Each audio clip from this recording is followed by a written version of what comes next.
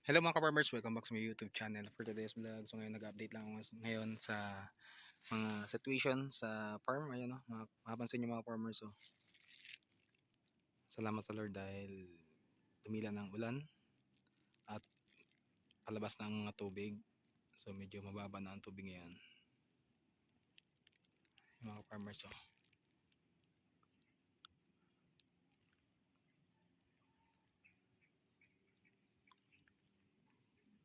So puro palayan yan. Yung iba may tubig pa yan. Pero palabas na ang tubig. Yan, nasikat na ang araw. Thanks God. So, sana tuloy-tuloy na to. So wag lang umulan.